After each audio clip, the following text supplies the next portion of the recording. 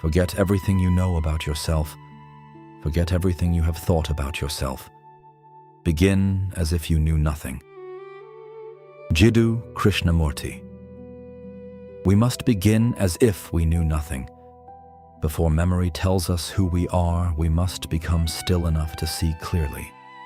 We must stop demanding that life confirm what we already believe about ourselves. We must stop fighting thought and begin observing how knowledge, memory, and conclusion shape what we see. We have followed the mind through 1,000 worlds. We have believed every fear because it spoke with our voice. We have carried memories as though the past were still alive. We have suffered futures that never arrived. We have called this vigilance, but it was bondage. We have called this intelligence, but it was repetition.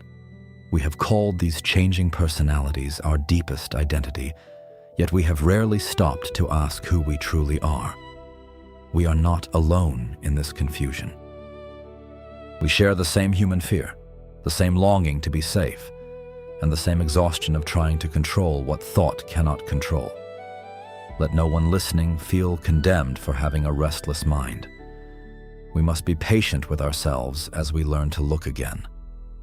The past has repeated its conclusions for many years. Its return does not mean we have failed. It means the movement is available to be seen now. We must neither excuse the pattern nor condemn the person caught within it. Attention must be exact and compassionate at the same time. Exact enough to recognize illusion as illusion. Compassionate enough to understand why we sought safety inside it. This balance must protect the inquiry from becoming another form of inner violence. We must learn without creating a new judge inside the mind. Every return to observation must feel less like punishment and more like coming home to what is true. Let us approach our suffering with tenderness, because even our most painful thoughts began as attempts to protect us. We must learn to turn our attention toward its source. When thought tells us that we are afraid, we must not answer it with another thought made for battle. Let each of us ask, can this fear be observed without the knowledge we have accumulated about it? When the familiar answer rises, let us not accept it carelessly. Let us enter the question completely. Can we look as if we knew nothing? We must each enter this question personally while knowing that none of us walks toward truth alone. Not as words, not as philosophy, not as another spiritual identity. Let the question burn through everything we have mistaken for ourselves. We are not the name that others call. The name is heard by us. We are not the image reflected in the mirror. The image is seen by us. We are not the changing condition of the body. The body and its changes are known by us.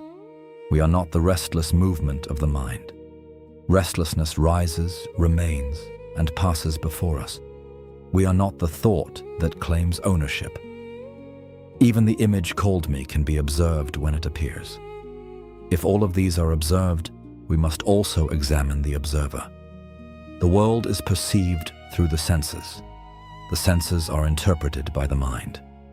The movement of mind can be observed in attention. Do not let us turn awareness into another object. Do not let us search for it as though it were distant. Let us recognize the knowing already present before the search begins. What we seek is not hidden by distance. It seems hidden because the observer imagines itself separate from what it observes. Awareness is not absent when thought is loud. Awareness is the light by which the noise is known. Awareness is not produced when the mind becomes silent. The same awareness knows both silence and sound. We have prayed for peaceful thoughts because we believed peace depended on them. Now we pray to recognize that which is present in peace and disturbance alike. We have spent years protecting the person we imagine ourselves to be. Now we must find the courage to examine that imagination. We have expected fulfilled desires to make us complete. Now we must investigate the one who feels incomplete without their fulfillment. We have wanted life to defeat everyone we called an enemy. Now we must dissolve the false division through which we made the world our enemy. The thought that separates the seeker from truth must lose its authority. Let surrender not be a bargain. Let us not surrender today in order to receive a reward tomorrow. Let surrender be the end of the claimant. Take the burden we invented when we declared ourselves the independent doer. Take the pride that says every success belongs to us. Take the shame that says every failure defines us. Take the fear that says the movement of life can destroy what we truly are. What is born will change. What is acquired can be lost. What appears will disappear. Let us not demand permanence from passing forms. Let us discover the permanence in which all forms pass. When we wake in the morning, we must notice how memory rebuilds the person we believe ourselves to be.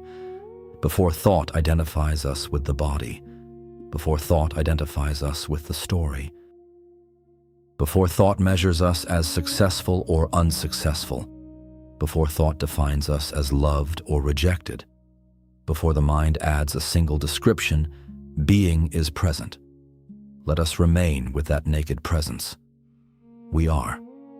Not the added conclusion that we are important. Not the added conclusion that we are unworthy. Not the added conclusion that we are advanced. Not the added conclusion that we are lost. Every addition belongs to thought. Let the additions fall away without violence. Let us rest in being without asking being to become something. And when the image of ourselves is noticed, we must observe the attention in which it is revealed. Do not allow us to stop at a concept. Do not allow borrowed language to replace direct seeing. The word freedom is not freedom. The word Brahman is not Brahman. The word awareness is another sound appearing in awareness.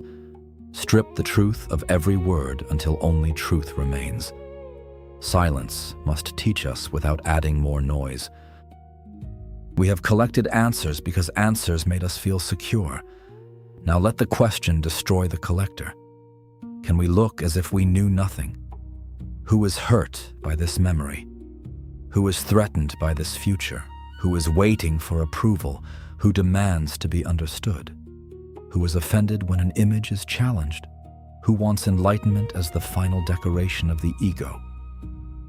Whenever an answer appears, let us see that the answer is observed. Whenever an identity appears, let us see that the identity is known. Whenever the mind says, "This is us," let us ask what knows the claim. Do not let us respond with cleverness. Let attention return to the heart of the we.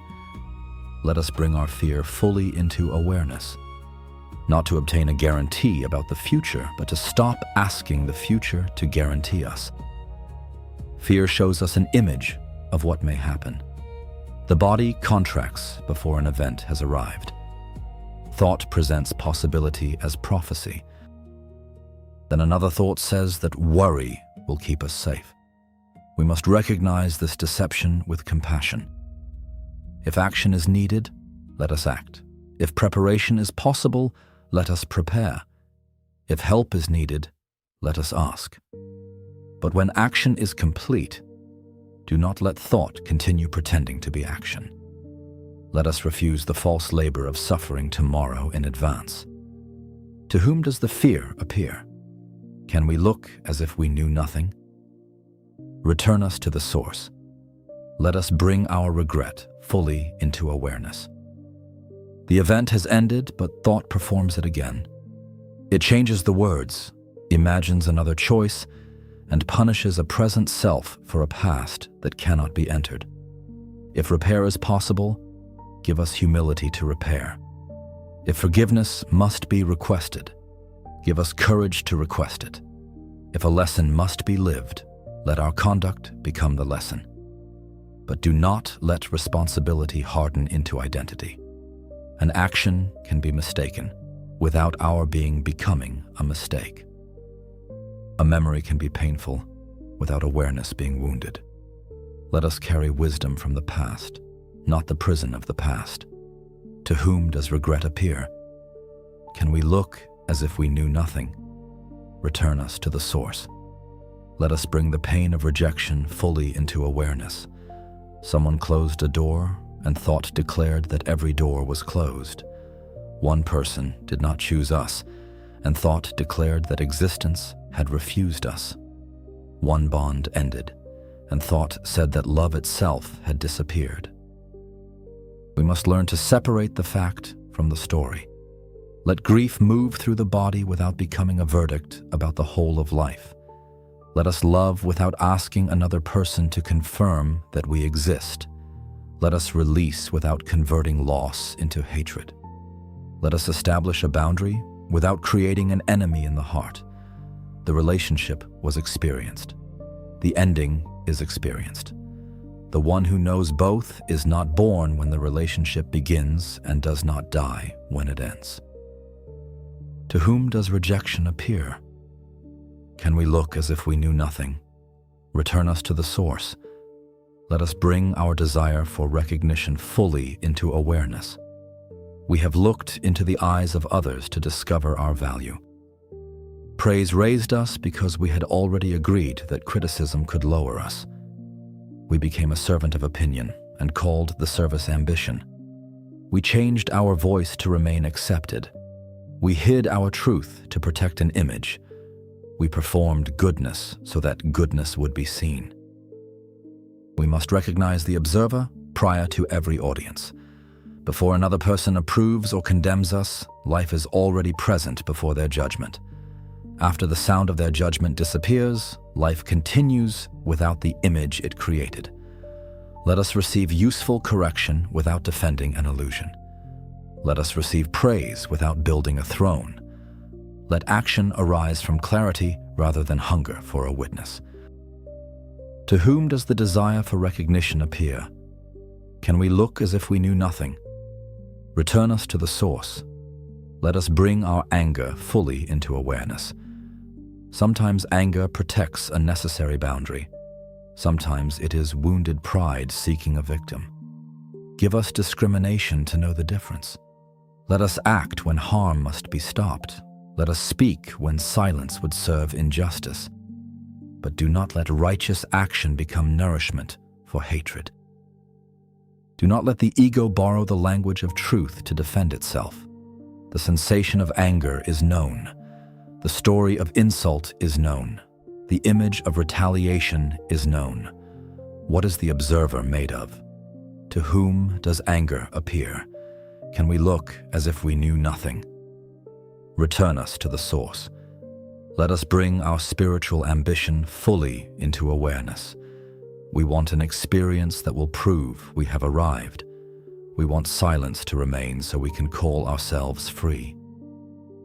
We want visions, certainty, and a story of awakening. The same ego that once wanted success now wants liberation as its greatest possession. We must stop trying to decorate the seeker, consume the seeker. If a peaceful state comes, let it come. If it leaves, let it leave.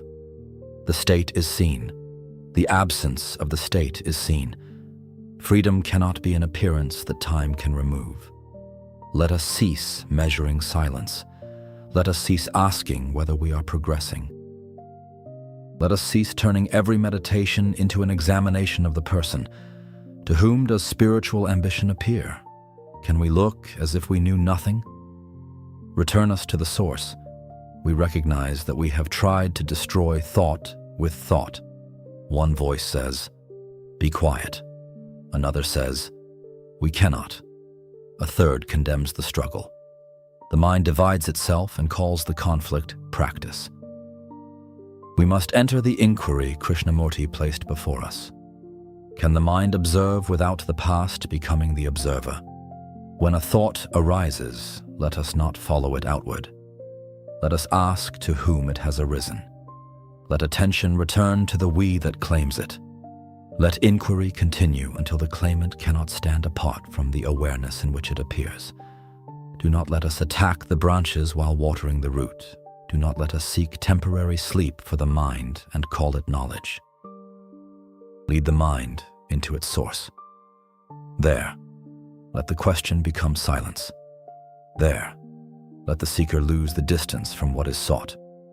There, let prayer no longer travel from one being to another. Until then, receive these words as an offering. Let us examine the thought of the body. The body is precious, but it is seen. Let us care for it without confining ourselves to it. Let us examine the thought of the mind. The mind is useful, but it is known. Let us use it without obeying every movement. Let us examine the thought of the person. The person has a place in the world, but it changes with time. Let us fulfill its responsibilities without mistaking its history for the whole of what we are. Let us release the thought that truth is something far away. If truth must be perceived directly, where could a borrowed conclusion lead us? If reality is non-dual awareness, what could truly stand outside it? Devotion begins with two. Let devotion become so complete that only one remains. Until that recognition is steady, let love guide attention inward. Let every fear become a doorway to inquiry. Let every desire expose the imagined incompleteness beneath it. Let every conflict reveal the we that demands victory. Let every loss uncover that which cannot be lost. Let every silence remind us of the silence that is not opposed to sound. When we use sacred words, we must not mistake the word for the truth to which it points. Let the sacred form turn attention toward the formless heart. Let the outer symbol lead to the inner source. Let devotion gather the scattered mind and return it to the place from which we arises. The river does not preserve itself when it reaches the ocean. Let this mind stop preserving its imagined separation. The flame does not need another light in order to be seen. Let attention remain free from psychological authority. The screen is not wounded by the tragedy shown upon it. Let us know the screen without denying the experience of the film. The space within a vessel was never truly divided from the space outside it. Let the breaking of the mental vessel reveal that no separation ever occurred. We do not ask for an escape from life. Let seeing become clear in the middle of life. While the body walks, let walking be known. While the mouth speaks, let speech be known. While the mind thinks, let thought be known. While the person acts, let the imagined independent doer be examined. Let work continue without psychological ownership. Let love continue without possession. Let service continue without pride. Let correction happen without self-hatred. Let rest happen without guilt. Let life move without the constant commentary that says everything is happening to us. When we forget, let suffering remind us to look again. When thought captures attention, let recognition return gently. To whom has this thought appeared? To us. Can we look as if we knew nothing? Let no verbal answer interrupt the looking. Let no borrowed teaching satisfy the hunger for direct knowledge. Let no image of a teacher replace the act of observing. Krishnamurti asks us to see how the observer is made of memory, experience, and knowledge. Let us investigate the question, not merely admire the language. Krishnamurti asks us to distinguish necessary factual knowledge from the psychological knowledge that becomes the image called me. Knowledge must serve practical life without ending direct perception. He asks whether the observer is truly separate from the fear, anger, or sorrow being observed. Let us examine this division until the fact becomes clear. The observer is part of the observed. This inquiry must become direct observation rather than decoration. Inquiry must become deeper than belief. Devotion must become deeper than emotion. Surrender must become deeper than resignation. Silence must become deeper than the absence of sound. we recognize that we have listened to thought as though thought were the voice of truth. Now let thought speak without becoming our master. If it offers practical wisdom, let us use it. If it offers fear as prophecy, let us see it. If it offers memory as identity, let us question it. If it offers pride as strength, let us release it. If it offers despair as final knowledge, let us return to that which knows despair. Every thought begins. Every thought ends. Awareness knows the beginning and the end. How can the passing sentence define the knowing presence? Every dream creates a dreamer inside itself. On waking, both dream and dreamer disappear into the one who knows they occurred. Let waking life also be investigated. Who is the waking person? What is present in waking, dream, and the absence of ordinary mental activity in deep sleep?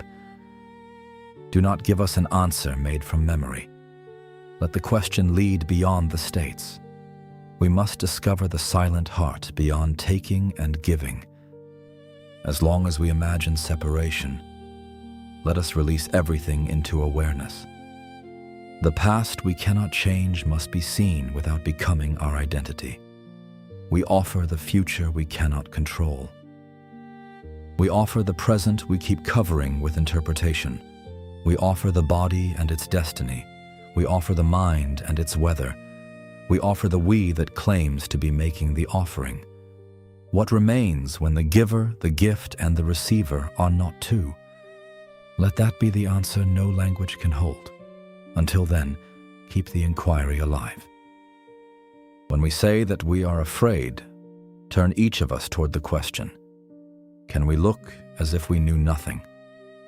When we say that we are wounded, ask us to notice what knows the wound. When we say that we are lost, ask whether awareness has moved from itself. When we say we have found truth, we must examine the one who claims possession. When we say nothing is happening, reveal the silent miracle of knowing. When we say we understand, break the concept open. When we say we do not understand, reveal that confusion is also known. Do not abandon us to conclusions. Return us to seeing. Return us to being. Return us to the source of we. Not tomorrow. Not after the mind becomes perfect. Not after every problem is solved. Here, while thought is still moving. Here, while the heart still carries its human pain. Here, before another sentence claims the moment. We are. The sense of being appears without effort. Awareness knows it without effort. Let attention rest here. If thought rises, let inquiry rise with it. If silence comes, let no one claim it. If action is required, let action flow cleanly. If waiting is required, let waiting be free from imaginary futures. If loss comes, let grief be held without a false identity. If joy comes, let joy pass without possession. What we truly are is not another experience among experiences. It is not a thought we can keep. It is not an object we can reach. It is direct perception before psychological distance is created. This prayer must dissolve into the one who prays. The one who prays must dissolve in the presence to which prayer appears. The last distinction must dissolve in the silence of the heart. Let thought return when it is needed. Let language return when it can serve. Let the person return to the work of the day. But let the ancient mistake remain exposed. We are not every thought that says we. We are not every story that memory repeats. We are not every future fear imagines. The thought is known. The story is known. The fear is known. Attention must turn toward the observer. The observer must be seen as memory and knowledge taking a position. And when no separate observer can be found, complete attention must remain. No demand, no defense, no second. Only the silent light of awareness, present before the first thought, and untouched after the last. We must carry this understanding into the ordinary hours of the day. When morning begins and memory returns, we must notice how quickly identity is rebuilt. The room appears. The body is felt. Our names return. Our duties return. Our unfinished stories return. Within moments, thought gathers yesterday and calls it today. We must recognize this construction without condemning it. Memory has a practical purpose. It helps us find our way, recognize those we love, and continue the work that needs to be done. But memory becomes suffering when it claims to reveal the whole of what we are. We must remember without becoming imprisoned by remembrance. We must plan without moving our entire existence into the future. We must use the person without reducing awareness to the person. Before the first judgment of the day, we must pause.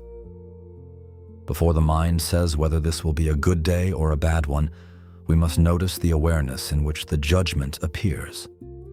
Before we carry the weight of every obligation at once, we must meet the single action that is present now. We must wash, walk, eat, breathe, and begin, without turning each movement into a test of our worth. The day does not ask us to become a complete image before we enter it. Life is already moving before the mind approves our readiness. We must participate without first constructing the perfect participant. When the mind begins comparing, we must see what comparison promises. It promises a secure position. It says that if we can place ourselves above someone, we will be safe from insignificance. It says that if we discover we are below someone, self-attack will force us to improve. But comparison cannot reveal intrinsic value. It can only rearrange images. Today we appear greater. Tomorrow we appear smaller. The scale changes, and the one being measured remains anxious. We must learn from another person's skill without converting admiration into self-rejection. We must celebrate another person's joy without believing that joy has been taken from us. We must recognize envy as a painful request to examine what we think is missing. To whom does the sense of lack appear? Can we look as if we knew nothing? The question must return us from measurement to being. We must remember that the simple fact of existence has no rank. One expression may be praised and another ignored, but awareness is not increased by applause or diminished by silence. When we enter our work, we must act with full attention. We must prepare carefully, learn honestly, and complete what can be completed. But we must stop asking work to manufacture a self. A role can be useful without becoming an identity. A title can describe a function without describing being. A result can measure an action without measuring the whole of us. Success must not become proof that we are superior. Failure must not become proof that we are broken. Both must become information within awareness. When work succeeds, gratitude must replace possession. Many conditions contributed to what occurred. Bodies acted. Teachers shared knowledge. Other people cooperated. Circumstances opened. Abilities developed through causes too numerous for the ego to own. We must participate fully without declaring ourselves the isolated creator of every result. When work fails, honesty must replace humiliation. Let us identify what was missing. Let us correct what can be corrected. Let us begin again when beginning again is wise. Let us leave when continuing would merely serve pride. We must distinguish perseverance from attachment. Perseverance serves the action. Attachment uses the action to protect an identity. We must know when effort is clear and when effort has become fear, refusing to release control. When another person disagrees with us, we must notice the defender rising. The body tightens. The mind stops receiving information. Thought prepares its reply before the other voice has finished. The person we imagine ourselves to be feels threatened by a sentence. We must create one moment of space. We must hear what is actually being said before answering what fear imagines was said. If correction is deserved, we must receive it without collapse. If the accusation is false, we must answer without hatred. If the conversation has become harmful, we must leave without carrying the argument into every future hour. We must remember that listening does not require surrendering discernment. We must remember that strength does not require aggression. We must remember that silence can be wisdom or fear, and that attention must reveal which one is operating. When we speak, words must arise from clarity rather than from the need to dominate. We must say what is true without making truth a weapon. We must say no without inventing contempt. We must apologize without turning an apology into self-destruction. We must ask for what we need without believing that another person's refusal can remove our being. Communication must become an action, not a battlefield where identities demand survival. When we meet those we love, we must see them before seeing our expectations. We often call attachment love because both can feel intense.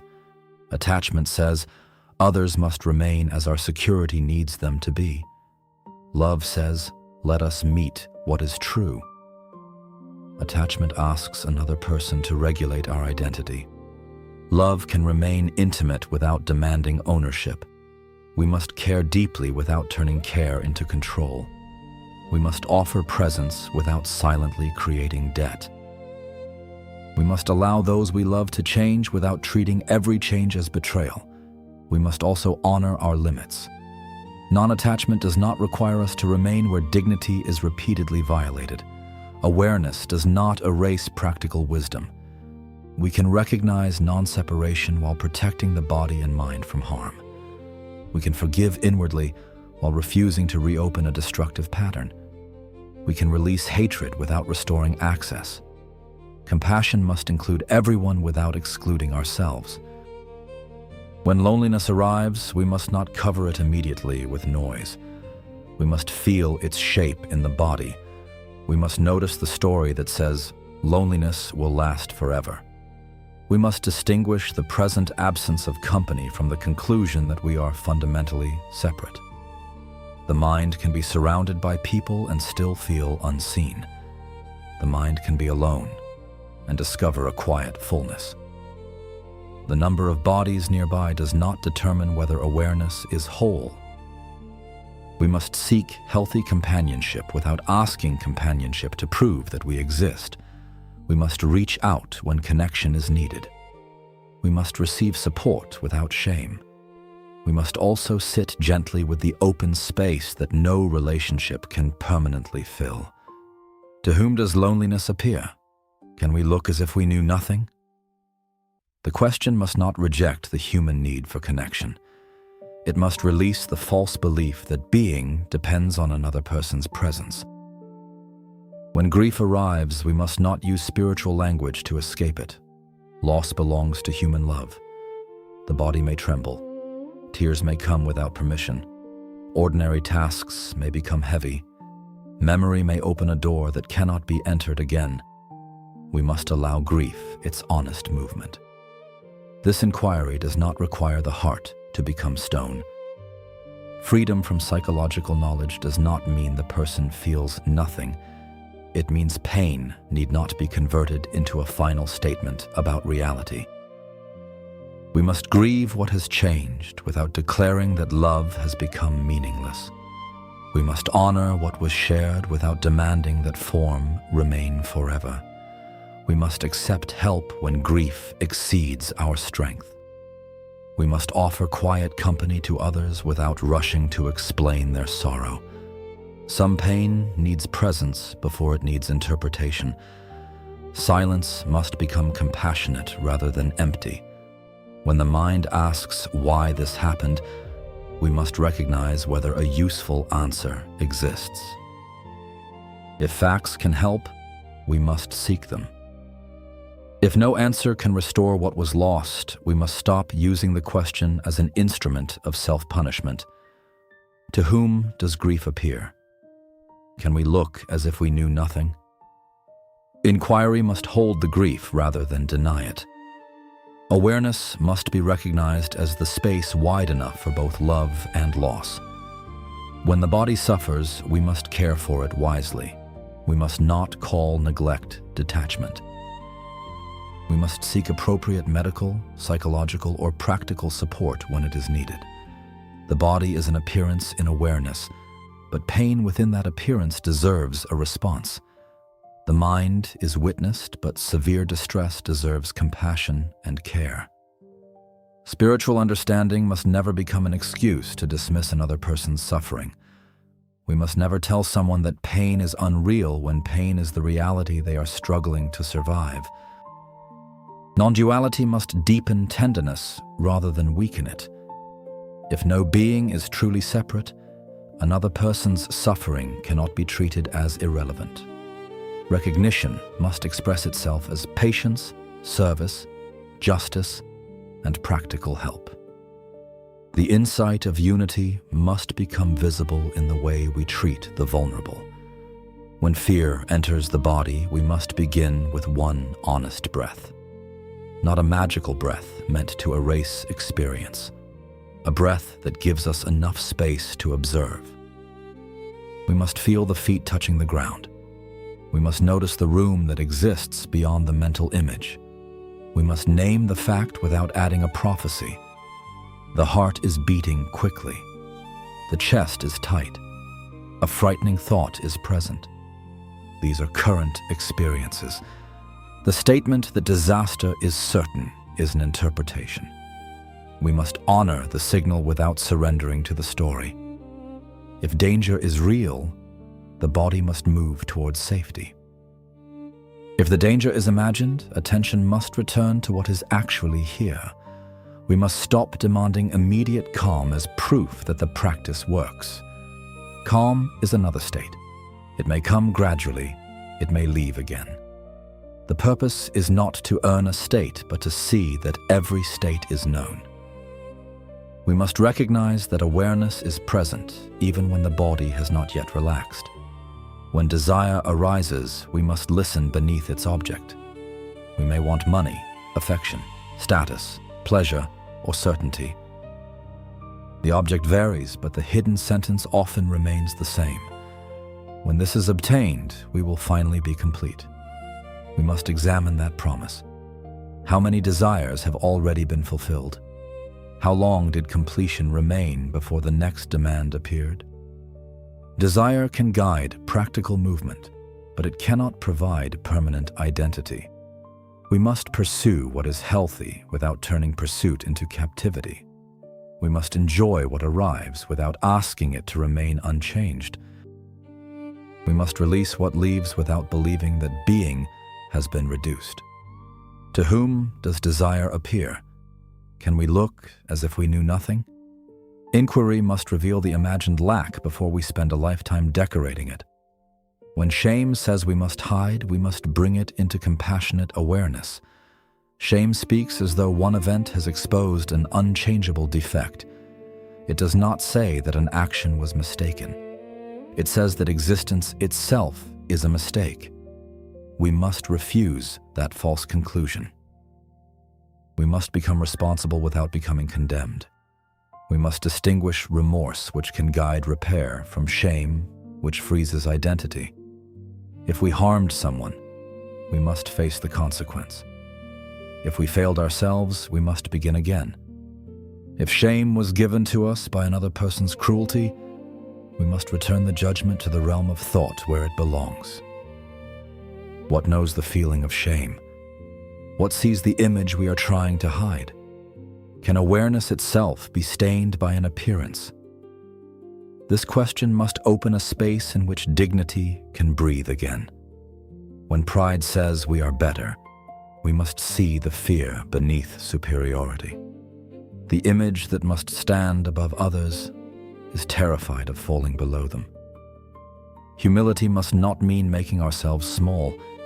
It must mean seeing the person in correct proportion. The person has abilities and limitations. It can learn, contribute, fail, and change. It is neither the center of the universe nor an error within it. We must accept our relative gifts without claiming absolute ownership.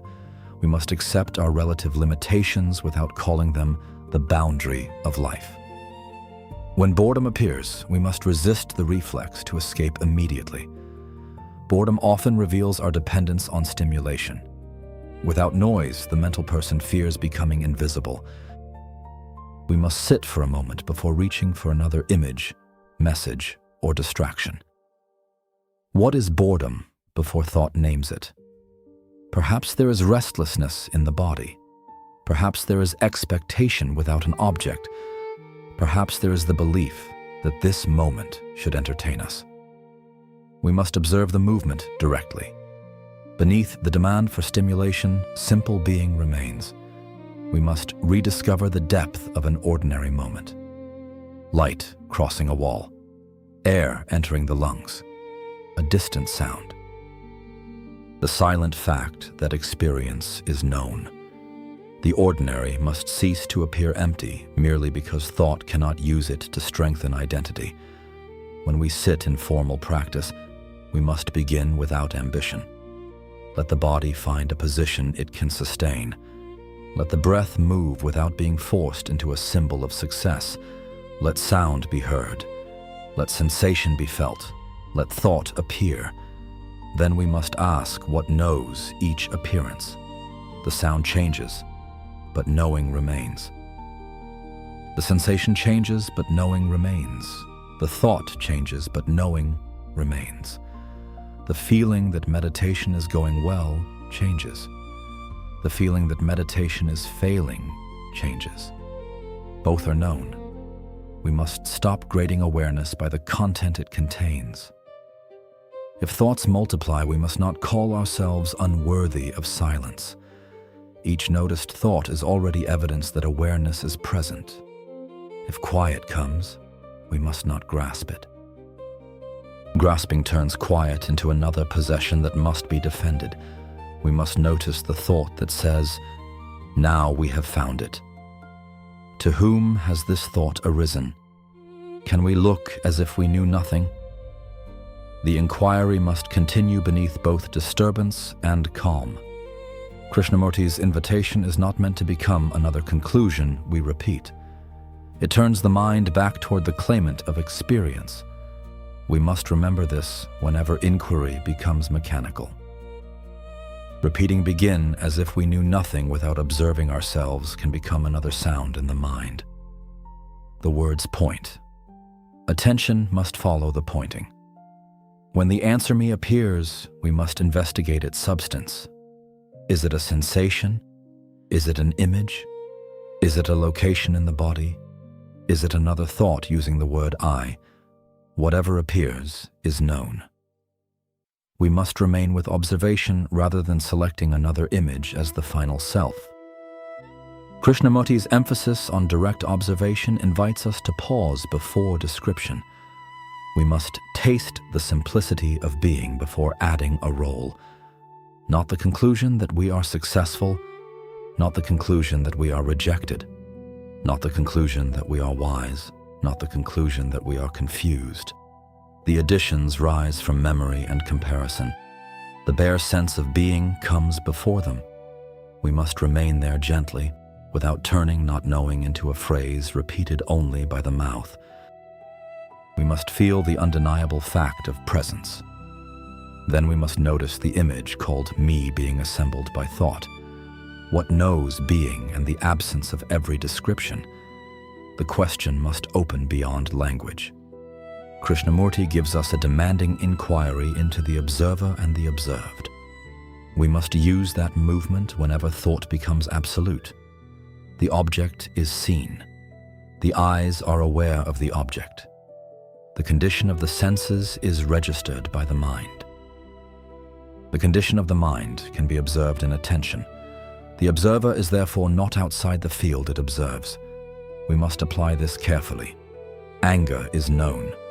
The observer judging anger is also made of thought. Confusion is known. The observer condemning confusion is also part of confusion. The observer itself can be seen as accumulated memory taking a position. Therefore, even that apparent observer must be investigated. Discrimination must continue until there is no second thing standing outside awareness. This must not remain intellectual architecture.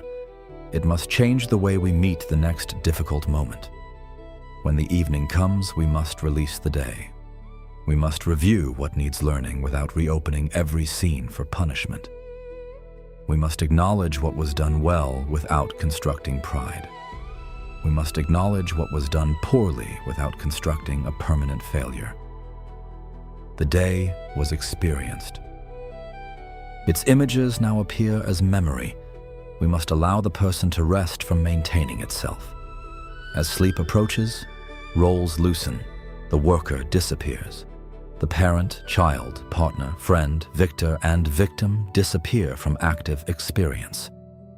The world we guarded all day recedes without our permission.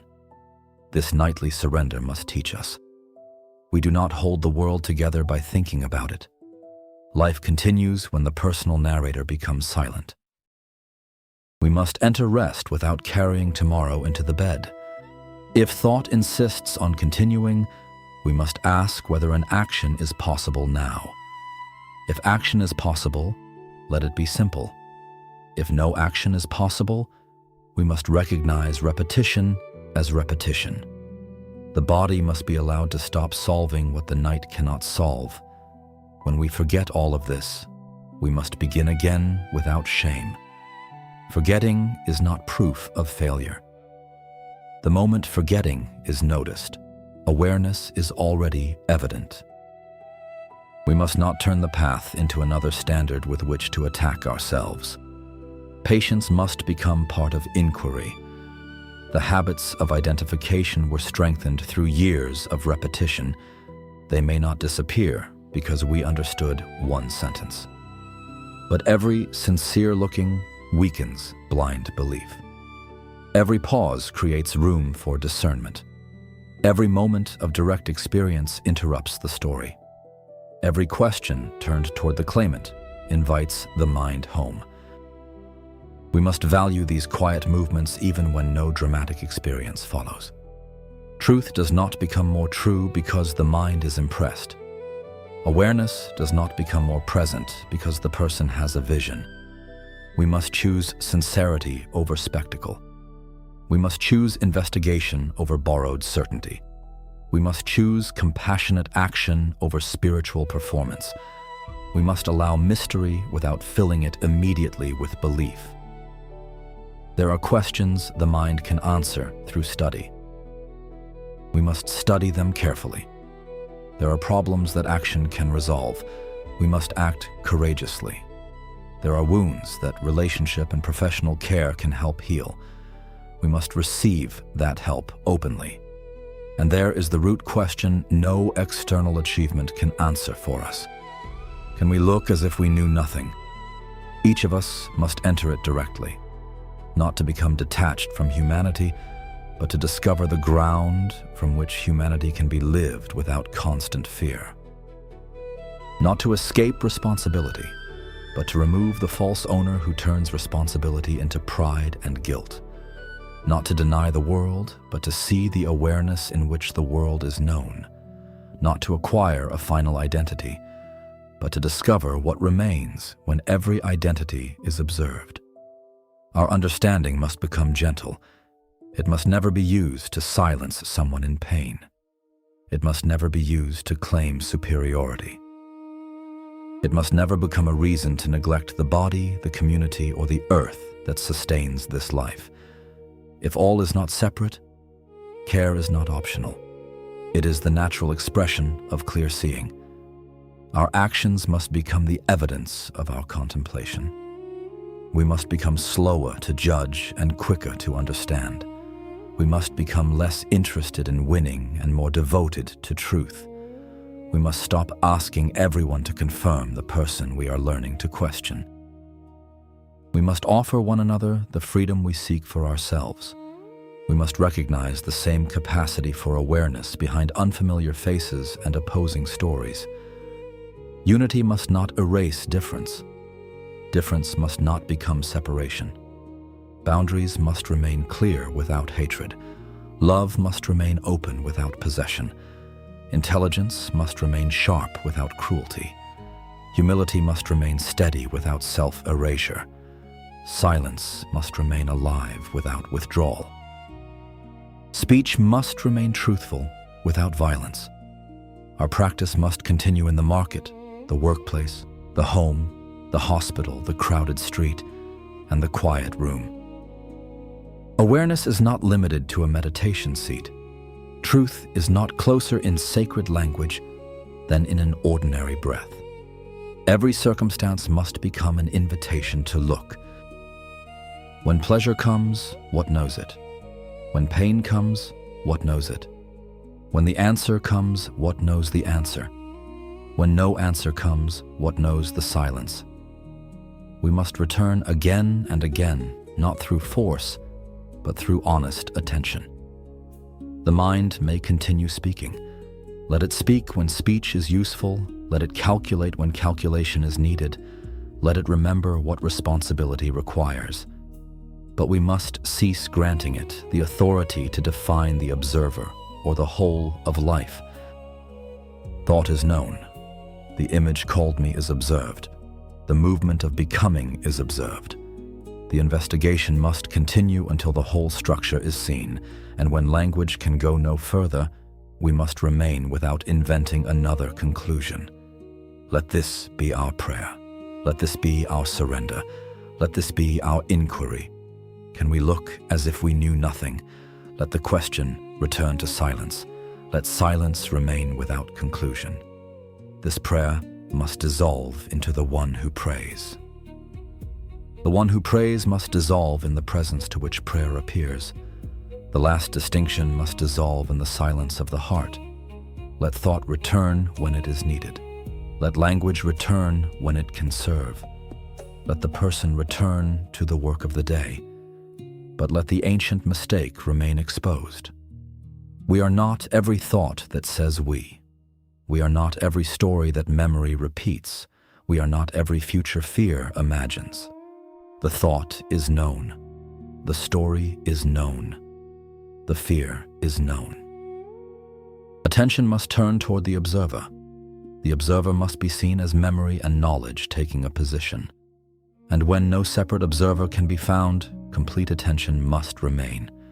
No demand, no defense, no second. Only the silent light of awareness, present before the first thought and untouched after the last. We must carry this understanding into the ordinary hours of the day.